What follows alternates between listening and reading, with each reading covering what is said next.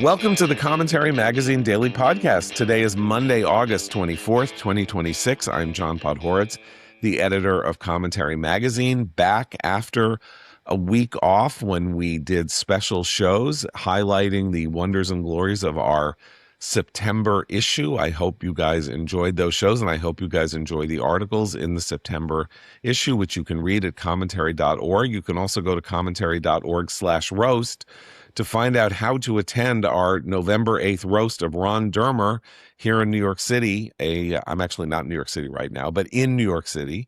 It's a great evening, and everybody should come and enjoy and help support Commentary, meet the Commentary community, and commune together in a world just after the 2026 election, which frankly, I think a lot of people in this audience are going to need to be comforted together from results that they are probably not going to enjoy very much when the first week of November comes to its end. So that's November 8th in New York, commentary.org/roast.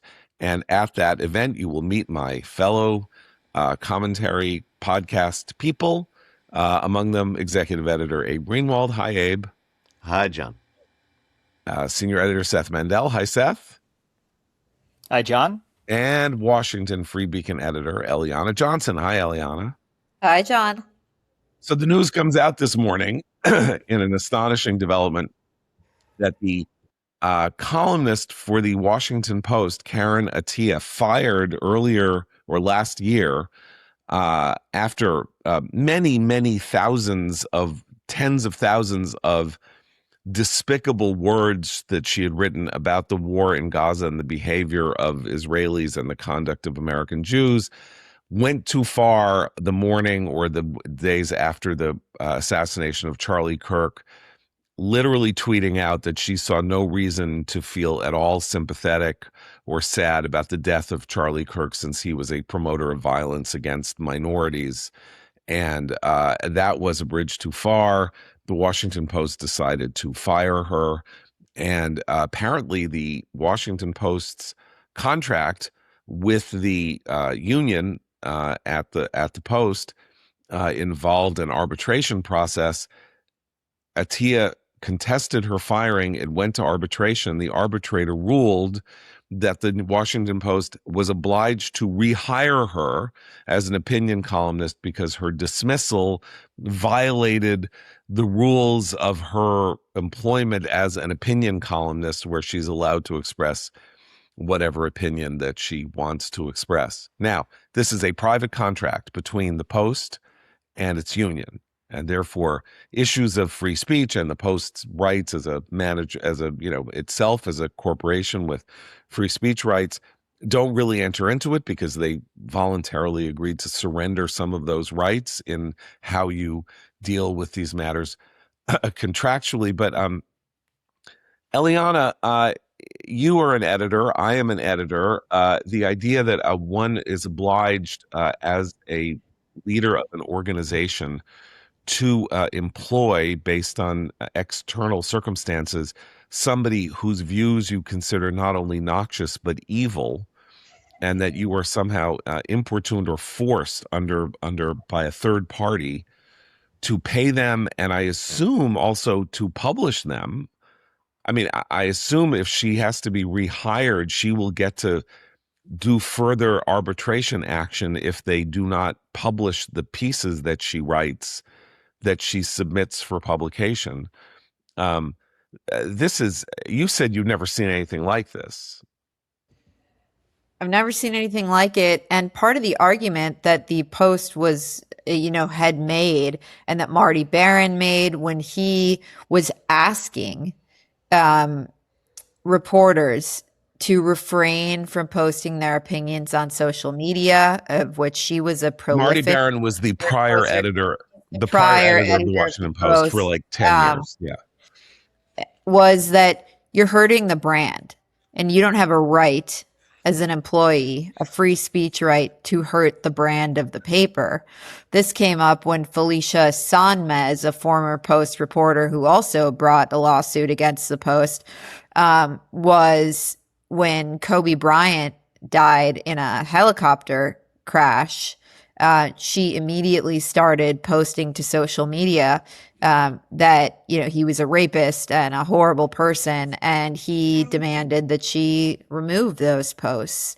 But I've never seen anything like this.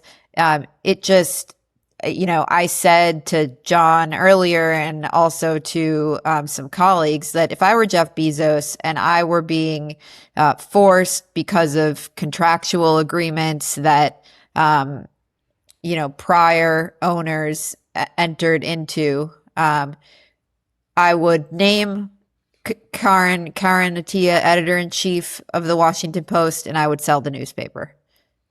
There's no way someone would force upon me, an employee whose views I found noxious, whose views I believe hurt the brand of the paper, and force me to live with that as an owner.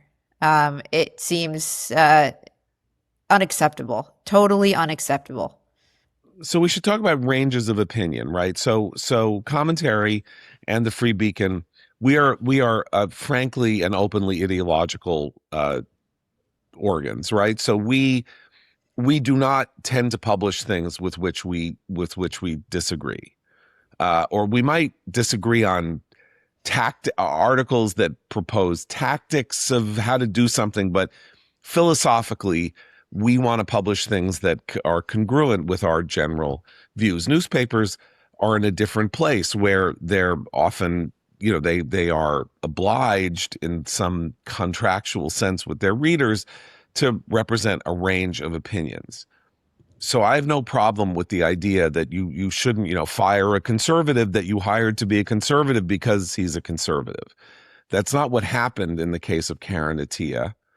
Karen Attiah was fired, even though I think she behaved appallingly in the years before her firing, for effectively supporting or celebrating or implicitly saying that it was okay that a person was assassinated for having the political views that he had.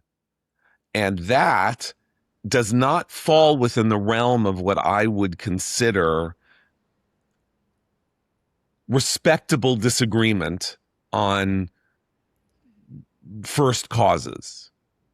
Supporting the assassination of a guy sitting on a college campus in Utah by a guy with a high-powered rifle,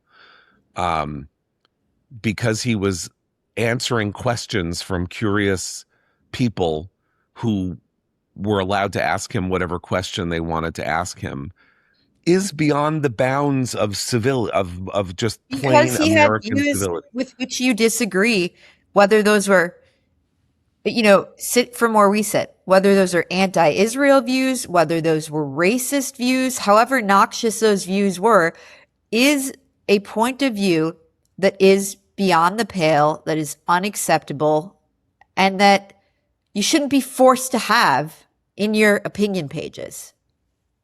If you're the owner, you know, it's like, 100%. and by the way, so the New York Times is a publicly traded company, right? There are a lot of news organs that are publicly traded companies. That is not the case with the Washington Post, which is privately owned 100% by Jeff Bezos. But as Eliana says, either prior owners or he simply going along with a renewal of union contracts, there was this provision allowing arbitration over unjust firings that apparently gives the arbitrator the power to reinstate somebody under these conditions, which is an agreement that no employer should have entered in, but they did. Fine, whatever.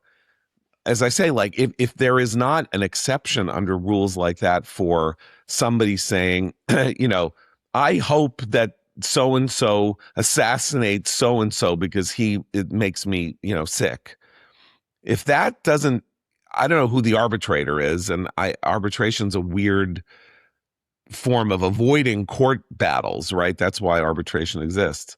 But Abe, Seth, like you guys, where are we?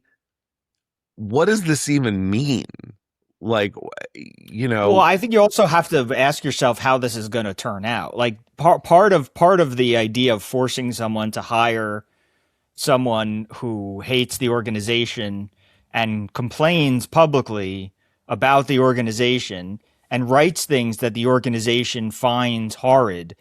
I don't know how that's supposed to work either. The whole forcing someone to hire them back is an interesting angle of this to me, in part because it can't possibly work. It's going to go very badly. It's going to go badly very publicly. And so whatever, aside from everything else, there is this whole, they're just kind of lighting the stick of dynamite over again. And so I don't even understand how they think that's supposed to work. I mean, it's one thing to say you pay somebody back pay or you pay somebody damages. I mean, normally in this case, we would say it's damages, right? I mean, there would be a civil case, there would be damages, but the hire them back, she's not a Walmart greeter. She's writing opinions that in the voice of God, for as she talks for the newspaper, and even though her name is on them and they're not editorials, she is so closely associated with the opinions of the paper and the culture of the paper that they have just brought in people to change, and made all these huge personnel changes to get rid of, to stop. This is just like telling somebody they can't manage their business in the normal ways that people manage a business. And I don't see how it's even practicable. I don't see how it's going to physically work. It's like defies the laws of physics to me.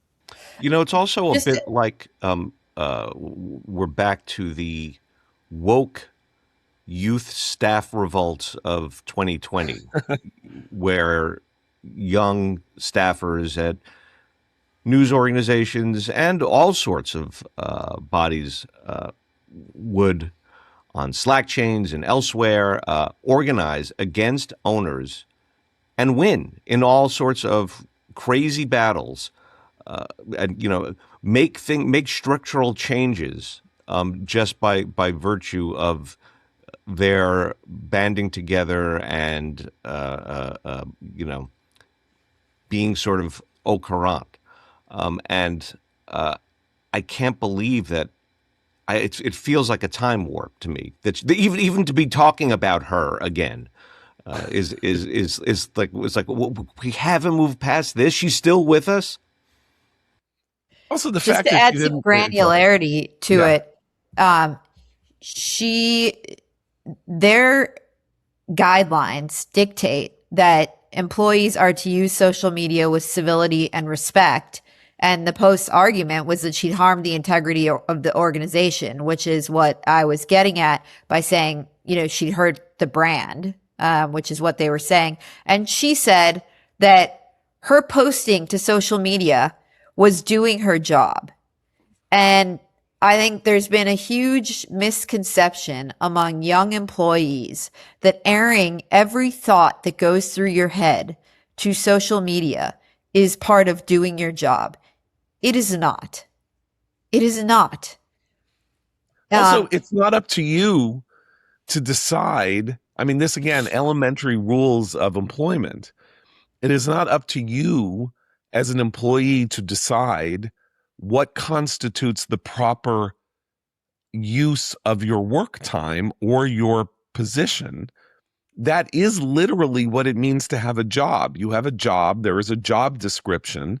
You are to fulfill the responsibilities of the job. If one of the rules of the job is you do not bring disgrace or whatever, or harm the brand, you don't get unilaterally to say, I don't own this place. I don't have any. All I am is I'm paid by this institution.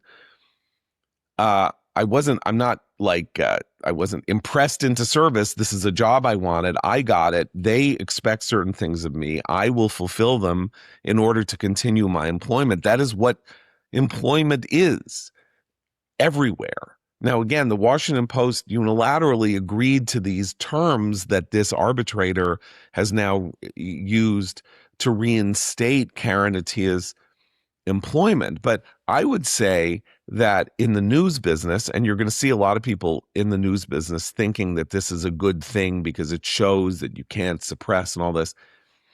The news business needs people like Jeff Bezos, as it goes into collapse, as it has been going through collapse, there is an element of the business that requires eleemosynary philanthropic generosity of very rich people to purchase institutions to keep them going when they are no longer viable, in order to keep them alive, to provide employment for journalists, and to have opinions expressed that the owners might want to have expressed. A ruling like this will tell almost anybody who might be inclined to follow along this process. If a newspaper in Kansas City is going to shut down and there's a rich guy in Kansas City and he's like, I'll buy it and keep running it and I'll lose $50 million a year because the city really needs this. But there is this precedent that says, I'm not allowed to fire people who would say things like, it's okay to kill my wife. Then it's like, I'm not buying that paper. No sane person would engage in this kind of weird civic philanthropic activity if this is the result of it. So when you hear people celebrating this, you are hearing them putting a stake in the heart of one of the few ways that this business of the last 150 years is going to be allowed to continue for another generation or two before it goes completely gone, before it completely disappears. Well, that's the word, right? That's the secret word, business. Is that there is a huge divide between people who want this business to work as a business and those who want it to not work as a business. And guess which one produces more jobs for the people in the industry in the long term, in the aggregate? It's treating it as a business. Listen, I just want to say one thing. I've worked for controversial institutions and I was paid by them and I knew they were controversial when I worked at them. And I accepted employment from them. And I sometimes was in senior management and I would hear things or see things or whatever that were things that were upsetting to me. And when I left their employ, I considered that I had an obligation after I left to maintain a certain decorum in relation to the institutions at which I had worked, because I had agreed to the terms of my employment there. And that included like not harming them. Just because I leave doesn't mean that the term of service in which I was employed by them, I was not morally obliged to continue, not to defame the place that I had, profitably served at for years. There is also that as a kind of elementary form of civility. I don't know what you would call that, but professionalism. It's like, okay, I worked for the Moonies, right? I did. I worked for 5 years for the Washington Times. I worked for the Moonies. I knew some things. I saw some things. It's like, I'm not going to go. It's 35 years later. I still don't go and tell tales out of school about some of this.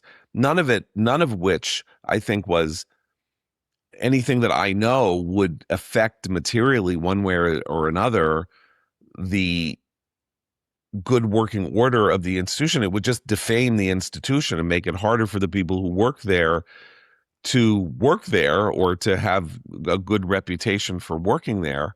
And that's another thing that games like this that she played, Felicia Sonmez played, Taylor Lorenz played, people who leave these places or are separated from these places have, which is that they do not feel as though that there's any reciprocal obligation upon them having accepted paychecks.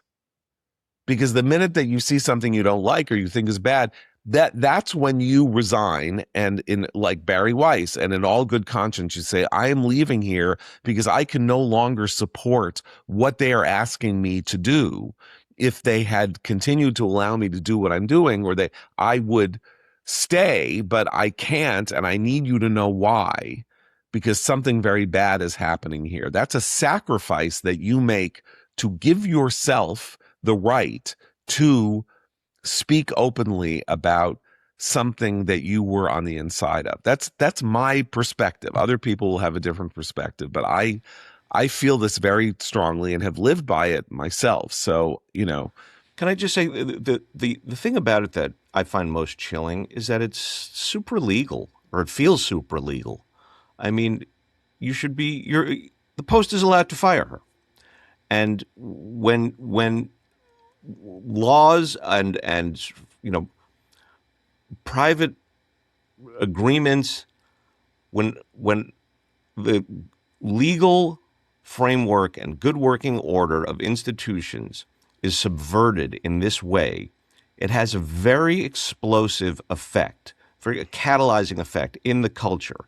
A few more of these cases, because I assume this is going to incentivize others, and it's the kind of thing that makes the culture crazy. Let's move on from this. Can I connect this? Yeah, So yeah, we were sure. talking earlier about connecting it to some other stuff. So we have 3 cases. These are not related in any way, except that they do involve sort of legal rulings or things that involve what is going on. At least 2 of them involve that, right? So we have these 3 highly controversial cases. We have the deal that Luigi Mangione made with federal prosecutors not to go to trial, to plead guilty to 2 charges of stalking, felony stalking that carry with them life in prison as a potential sentence, each of them. He has not, however, been convicted of murder of Brian Johnson, the United healthcare executive. Though in the courtroom where he pled guilty, he acknowledged having murdered Brian Johnson. He was asked, "Did you do it?" He said yes.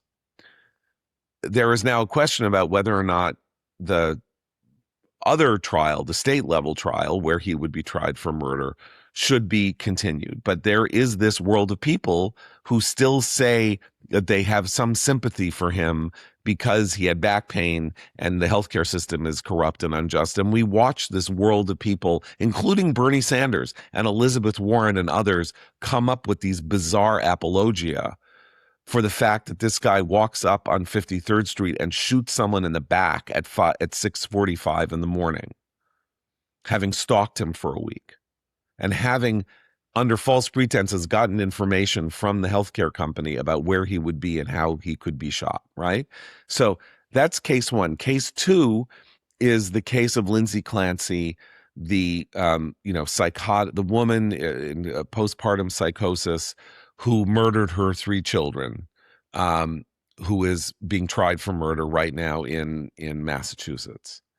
And there is this world of people who have emerged, and one of the most chilling things I've ever seen, supporting her, either coming up with insane ideas like it's her husband's fault, or he did it, or he went off and, wasn't paying enough attention, while he had actually gone off to get her medication she had asked him to get, leaving her alone in the house long enough to murder her 3 children. She's sitting in the courtroom. She does not appear herself to think that she is innocent of any charge, however she pled. I mean, she's innocent because she says she was, she pled, she's reason of insanity. But she herself does not deny having done it. She is clearly tormented as she is watching what's going on in this trial, weeping, sobbing, saying she can't stand seeing this. She can't live through it. It's too horrible and all of that. And then out of nowhere, there is this world of social media women. I'm saying women because it appears to be mostly women who are like, yeah, I get it. I know. Boy, it's hard to be a mother. Geez, whatever. And this is now a kind of body of respectable, semi-respectable opinion to support a child murderess, even if you accept that she obviously was in a state of postpartum psychosis, which I think is sort of inarguable. And then the question is raised about whether or not she should then be tried or considered guilty of, knowingly having murdered her children. That's case one. And then, so that's Mangione and Clancy in courtrooms. And then there's the case of Jason Arday at the University of Cambridge. Revealed as a plagiarist, revealed as a liar, revealed as somebody who used legal remedies and tried to use the cops to silence anybody who was revealing the truth about himself. And then when it was he could no longer maintain the fiction that what he had done and who he was who he said he was, then died by suicide. And again, there is this world of people. There was a vigil in London, tens of thousands of people out saying that the media had murdered him. Jason Stanley, Mr. Fascism is coming to America, writing that what he did by using the words of other people was not plagiarism, and therefore the accusation against him of plagiarism was unfair. And we all know that this is only happening because he's black, and I'm saying that outright. If you were like a waspy academic who did this, there would be nobody saying anything nice about him. Well, they're saying this only happened because he's black. So I don't. Okay, fair enough. They're saying it. And it is an exact, we are reliving the events of Claudine Gay, where eminent scholars came forward and said that lifting the words of other scholars, as she did verbatim, is not plagiarism. You must plagiarize their ideas. And there were enraged students at Harvard who came forward and said, hey, that's not what your student ethics guidelines say. And we've been tossed out of school for this. What are you guys talking about? They came back to rewrite the rules because the black president of the university was caught not living up to the standards they've set for their students. And it is an exact repeat of that here. There's another part that really concerns me about this, which is the Nathan Confus.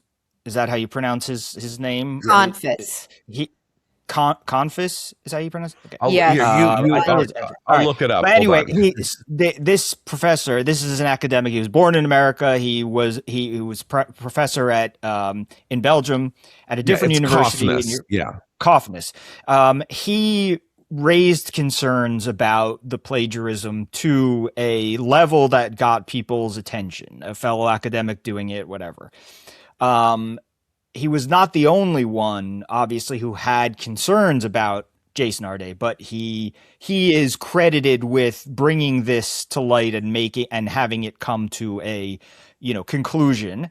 And because it was such a tragic conclusion, he is being vilified in a way that I think we should find very dangerous. There are rallies about him. People are demonstrating about him. He has been suspended by his university. The university that suspended him says it's a precaution. And I kind of think that's true in the sense that I think they understand that his safety is a real concern.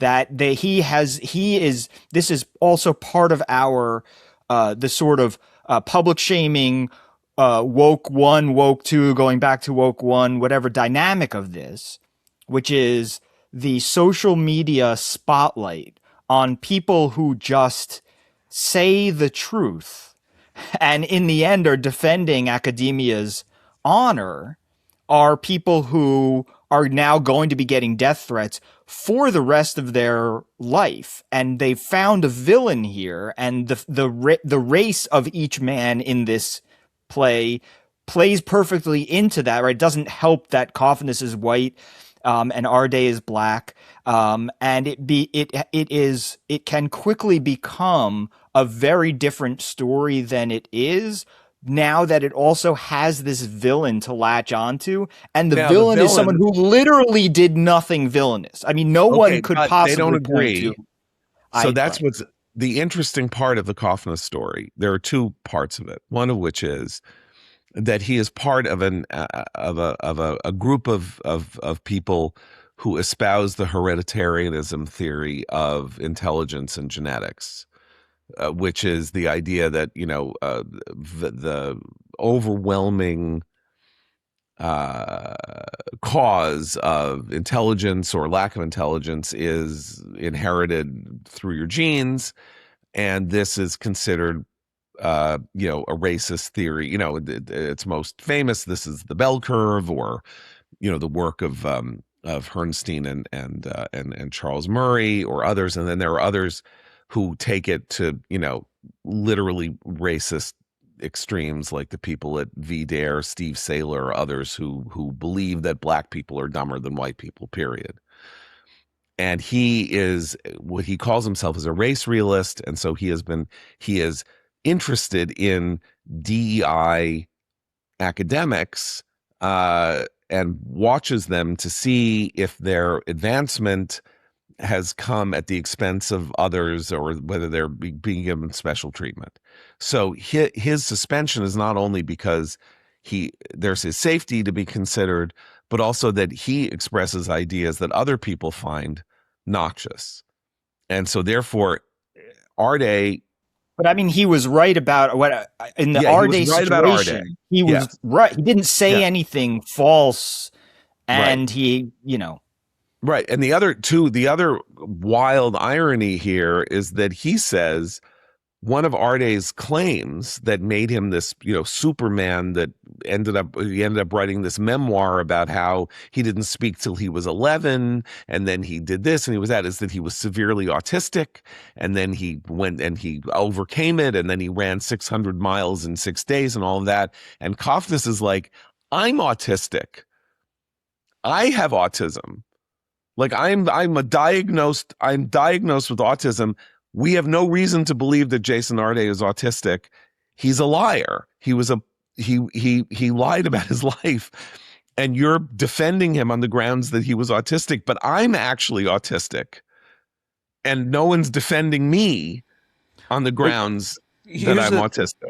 Can we also talk about Simon? Can I just say something about that? Wait, but just sticking on this for 1 second. The thing about defending Arday and the vigils and calling everyone who called him out a murderer, this isn't to defend Arday. This is to defend Cambridge and the enablers. This is to erect this fog up around the humiliating, bigoted thing that they did. If unless you have a swarm of people coming out to quote defend Arday, they look like the fools they are. I mean, the thing about Arday is he's not just a fabulist and a plagiarist, he played them perfectly. He designed himself to be exactly what the white liberal academic establishment wants and would be elevated. It was almost like a social experiment. If the guy didn't kill himself and instead said, "Look what I did. Isn't that amazing?" and then wrote a real book about it, he'd be a superstar for real. I mean, he absolutely exposed that whole system. And the extraordinary racism at work here is that you have these scholars at Cambridge and elsewhere. They look at this guy and go, this is the best black scholar we can get.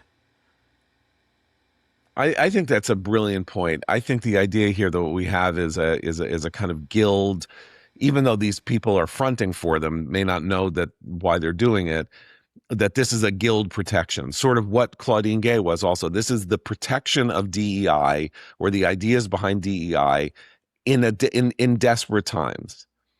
In other words, DEI is deconstructing itself, or it is delegitimizing itself every day with these stories about the people who ran it, who sort of implemented it, and who benefited from it. And they're circling the wagons. And one of the ways to circle the wagons is to say that the people who have said the emperor has no clothes are supposed to be lynched for saying the emperor has no clothes. The story of the emperor has no clothes is that the guy who says the emperor has no clothes is the truth teller, right? That's Aesop's fable. But here, say the emperor has no clothes, and the mob will come after you and eat you alive. If you're Nathan Kaufness, or if you're anybody who has these ideas, again, as Abe, as you say, it's almost like this is all precautionary to make it clear what the cost would be if you follow Nathan Kaufness's path and look into other professors and their preposterous scholarship or claims or anything like that. Eliana, you had something before, but maybe you... Yeah. I mean, Simon and Schuster went in, edited the draft of his book to suggest that he may lose his professorship. So they knew they are profiting off a book that they describe as a memoir. So they're falsely marketing this book that contains now known and provable falsehoods. They have on their website removed the video that has the author, pitching the book. They've removed the audio that has him talking about the book because they're ashamed. And they won't answer any questions about the book. And they're just raking in the money. It is. I mean, I think they're losing money. I don't think they're making money off the book. According to what I've read, it only sold 500 copies last week, according to BookScan or something. But whatever. I mean, they're trying to profit right, off. They're trying, right? And if you pair that with what they're doing with Susan Abdul Hawa, it's unbelievable. So I want to, again, being, old man, remembering his past before senility overtakes me. I began my career in 1982 as a fact checker at Time Magazine, as a researcher at Time Magazine. And this is how different the world was in 1982. There are different kinds of fact checks. There were in this system. There was a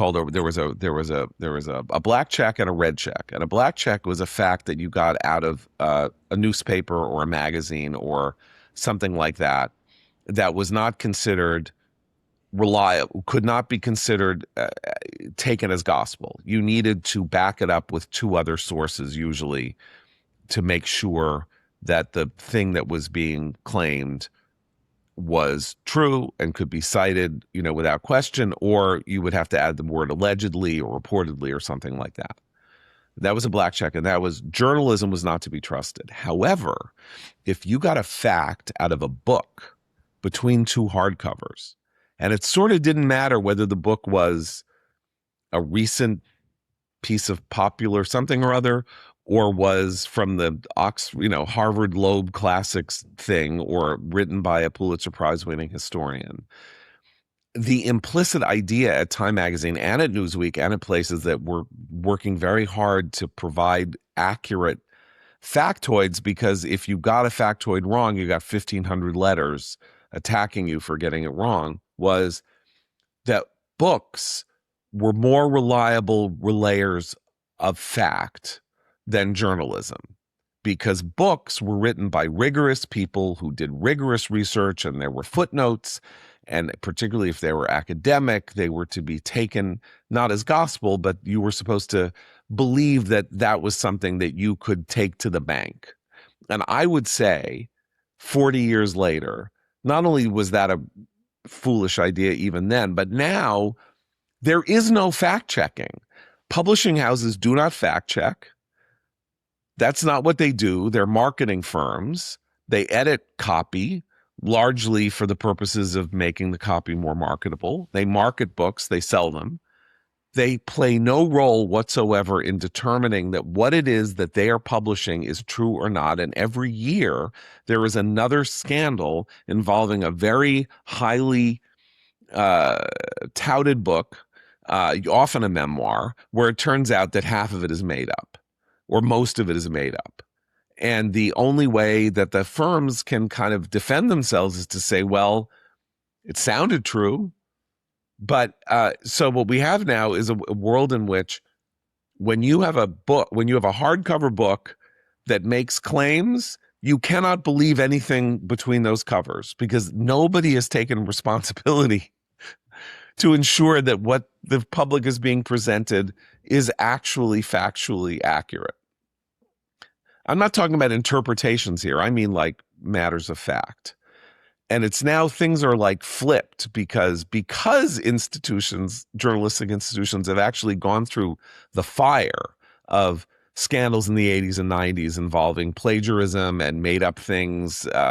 Janet Cook at the Washington Post, Jason Blair at the New York Times, others, all sorts of the stuff that happened at the New Republic, all sorts of fact checking have been instituted at all kinds of publications to make sure that, these lines aren't crossed. But Simon and Schuster is now revealing the truth behind what American publishing and publishing in general is like, which is that it simply takes something that sounds good and puts it out there, and you have no idea whether or not what you're being told is true or is just a pack of lies. Well, I would add just to that one caveat, which is that a lot of this is ideological. I have been contacted by fact checkers at these major, publications who say someone, is writing this essay on this topic. About this topic. Is this, is what they say? Can you point me to whatever, something like that? The fact checkers exist, but they are only unleashed on specific subjects.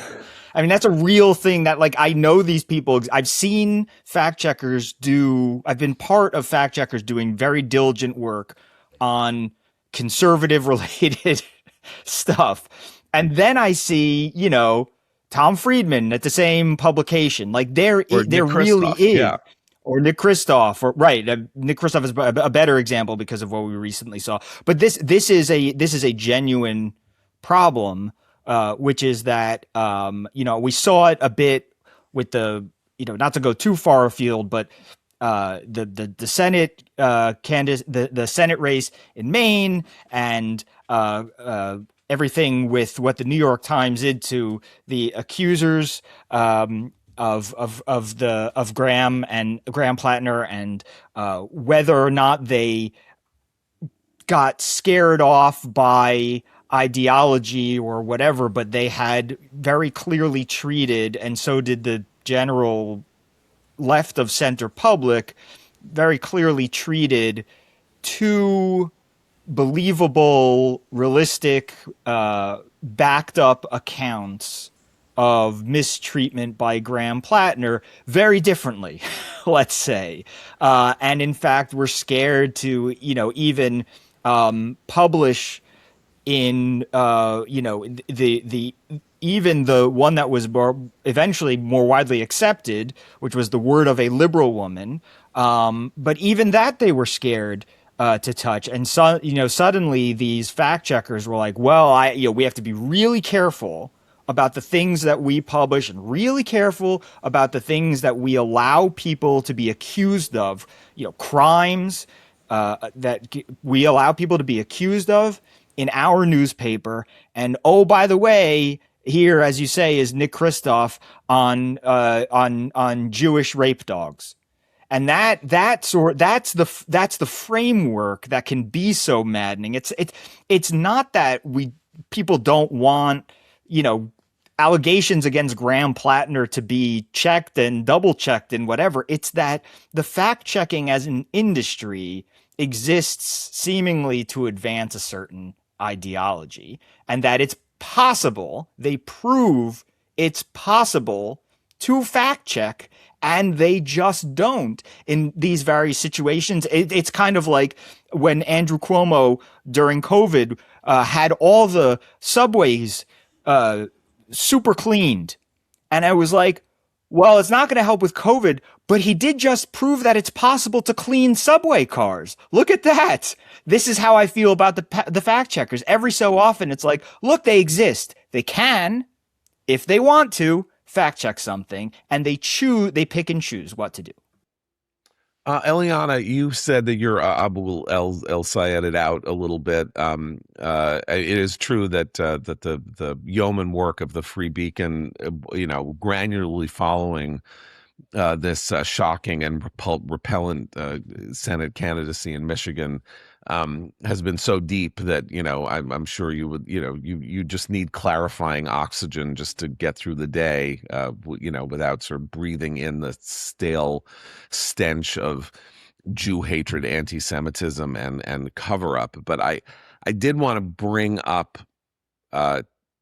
You bring up the thing that you're going to. I just want to point out the irony of something that happened yesterday, which is that Abdul El-Sayed went on television to talk about how he was working really hard to build bridges to the Jewish community and to show that he could maintain their trust, and that this is something that he's working very hard on. And the program on which he appeared, on which he made this argument and was very comfortably stating that this was his purpose, was the show on MSNB Now, hosted by Al Sharpton. And I just want to remind people that Al Sharpton in 1994 led a pogrom against a business in Harlem on 125th Street called Freddy's Fashion Mart, owned by a Jewish businessman whom he called an interloper. And as a result of the protests outside Freddy's Fashion Mart, somebody went into Freddy's Fashion Mart, set it on fire, and 7 people were killed. It's now 32 years later, and Al Sharpton's show is being used by Versant, the company that now owns MSNB Now, to whitewash Abdul El-Sayed, the most anti-Semitic candidate ever to run for high office in the United States. The ironies are so thick that there's no way even to get to the bottom of it, as far as I can tell. But it's helpful. It's as though he can't help himself.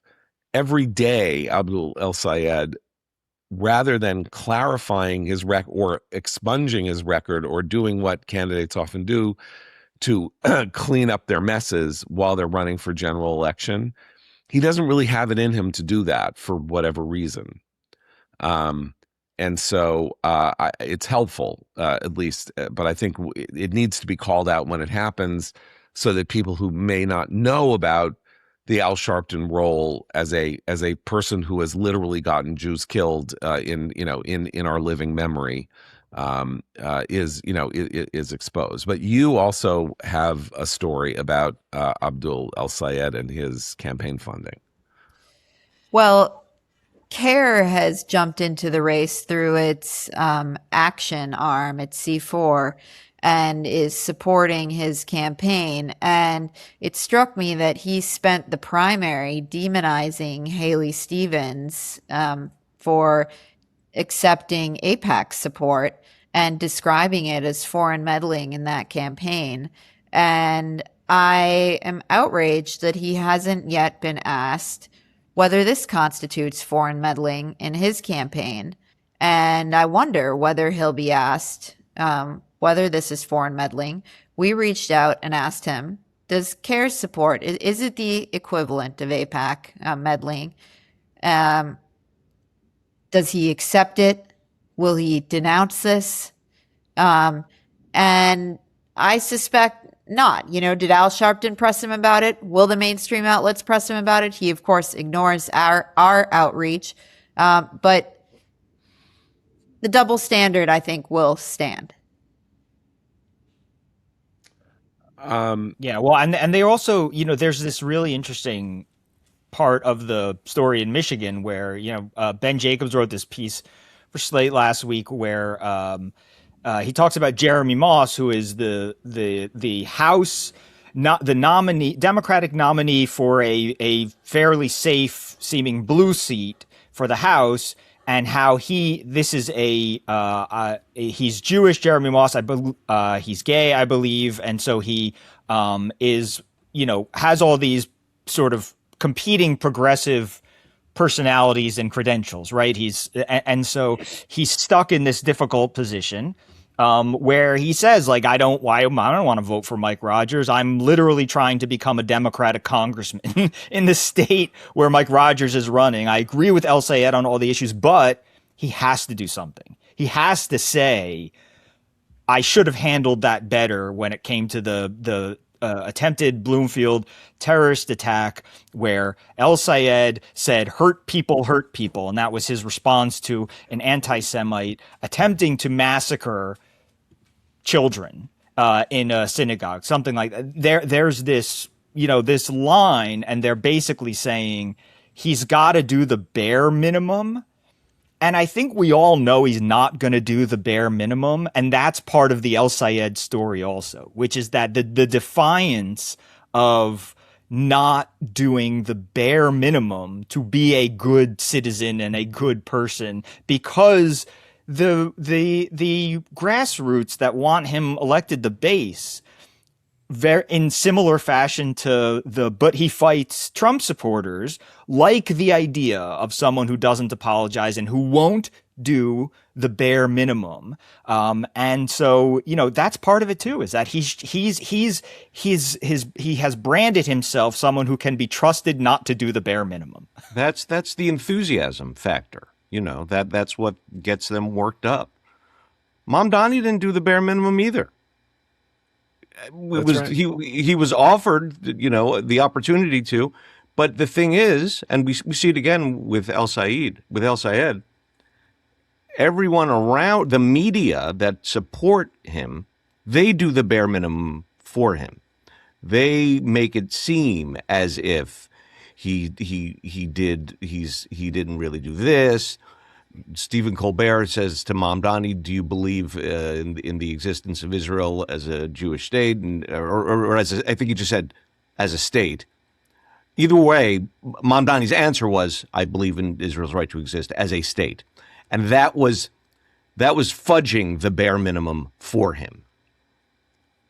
I think this reminds me of the moment in Jerry Maguire where Cuba Gooding Jr. as the difficult player is like making it really hard for his agent to negotiate on his behalf, and Jerry Maguire, played by Tom Cruise, like in exasperation is like, help me help you, like help me help you. Like, it's these guys are saying help us, because like Jason Moss, because it's like, give us cover because we want to support you, and you're making it impossible because there's just some elementary matter of like how you hate Jews and I'm a Jew, and so that's like bad for me to support you, but also like, we want you to win. We would actually like we want a Democratic senator so we can get a Democratic Senate. Let us help you. Listen to us while we tell you how to like run for cover from yourself, and just like stop talking for 2 months. Let the atmosphere, the increasingly anti-Trump, throughout the bums atmosphere exist, and just keep your mouth shut and like run till November and see if you can do leapfrog and win this race. And he is just not. He will make it easy for no one, because that's not his purpose. He has a revolutionary purpose in that party. He is looking beyond just winning the Senate seat and helping. He doesn't care about the Democratic Party. He is working to create an anti-Semitic revolution in the United States. That is his ultimate aim, and to transform the American political system into being antagonistic toward Israel. And so he's not going to make any bones about that, even though a certain understanding of how politics works now, or it works, says moderate yourself while you're going into the general election. You got to appeal to independents. You seem too extreme. And these guys don't accept that contention. And, they're functioning. They may understand American politics better than all the consultants who would tell you moderate yourself. Like they understand it now. I mean, but I think that was true, and now they are, maybe ahead of the curve or ahead of where a lot of these consultants are, who came from a time, who literally ran races in a time where you did have to moderate, and there was such a time, and also, the really big danger here is that I think it's clear El-Sayed wants to prove that you don't have to do the bare minimum to win.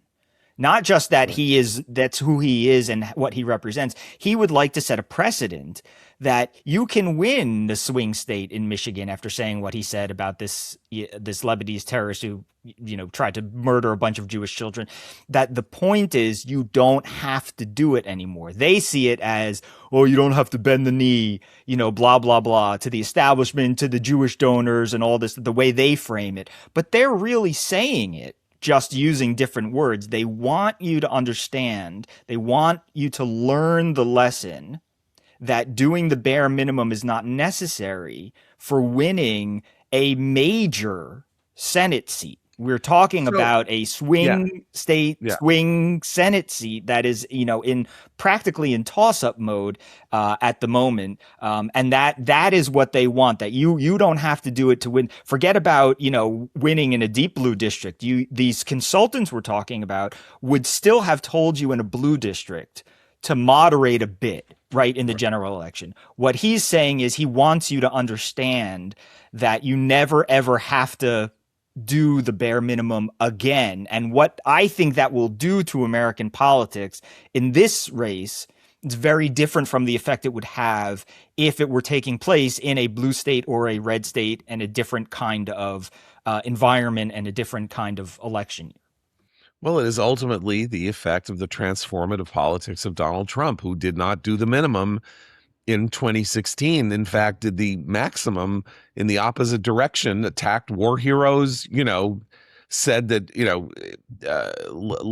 a judge who was a Latino couldn't possibly fairly listen to his case because of his race, said things that no politician before him ever would have said, and ended up. And he also won Michigan. And he won Michigan, right? So, I mean, it makes sense, even though it takes 10 years. And the Democratic Party wants to represent, we're better politics, and our politics are better, and we're healthier. And Biden won in 2020 by promising normalcy and all of that. And now it's 2026. It's like Biden stank, and, he embarrassed us, and he was an idiot, and he was corrupt, and he didn't do anything, and he brought Trump back. And so why are we listening to this normalcy argument? Like, let's go with the extremists. The Republicans did, and they did fine, and we're gonna see where this goes. So it will, at least, though, will be a very distressing moment for understanding where America is going in the future if they succeed in 2026, not only in Michigan but elsewhere in Maine or wherever. We will have a new and fresher understanding of how American politics really has undergone this revolution in consciousness about what politics is about. That it's not about voters choosing politicians who will do the best for them given the choice, the lesser of two evils, and seeing who will do the best at protecting their economic futures and protecting the country and all of that. Something else is up that is now the dominant force in politics. Okay, just before we go, I'm going to make a quick recommendation. I saw last week a movie that came out at the end of last year called The Testament of Ann Lee, which is a co-written by the guy who made The Brutalist, Brady Corbet, and with his wife, Mona Fastvold, who also directed the movie. And it is a biographical portrait of the woman who founded the Shakers, or created the community of Shakers in the United States. Born in Manchester, comes to the United States and founds essentially the Shaker communities in the late 18th, early 19th centuries. And this is an astonishing movie. It's difficult. It's not fun.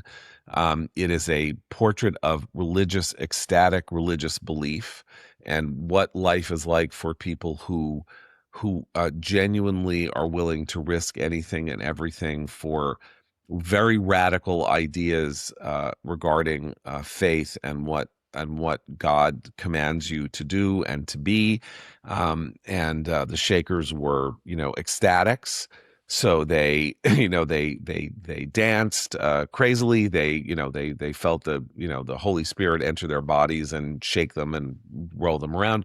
And they sang hymns they made up on the spot, uh praising God. And the movie is kind of a musical because it has these 10 sequences in the course of it in which you see the Shakers having these moments of ecstasy in Manchester on board the boat that they come over from England to the New World, and then as they exist in the New World building these communities. And Amanda Seyfried, an actress who had a huge hit last year with this very melodramatic, pulpy movie called The Housemaid, and was, most famous for like being in Mamma Mia, playing the ingenue daughter in Mamma Mia, and being one of the dumb girls in Mean Girls 20 years ago, gives an absolutely jaw-droppingly astounding performance as Anne Lee. And it is really a wonderful, remarkable movie. Difficult, as I say, not it's a little punishing, but it is thought-provoking, and it does something that very few movies do and have done. There's a great late silent movie called The Passion of Joan of Arc that this evokes in some ways. This question of whether or not you can portray genuine religious fervor and unimpeachable belief on screen in a way that a contemporary audience can understand and develop a real sympathy for, and not be condemnatory of. So that it's on Hulu and Disney Plus for free. You can stream it. You can also rent it on other services. It's beautifully photographed, and it's amazing to look at the evocation of Manchester and early America, both kind of jaw-droppingly beautiful. Anyway, that's The Testament of Anne Lee, which I heartily recommend. And we will be back tomorrow. So for Seth, Eliana, and Abe, I'm John Podhoretz. Keep the candle burning.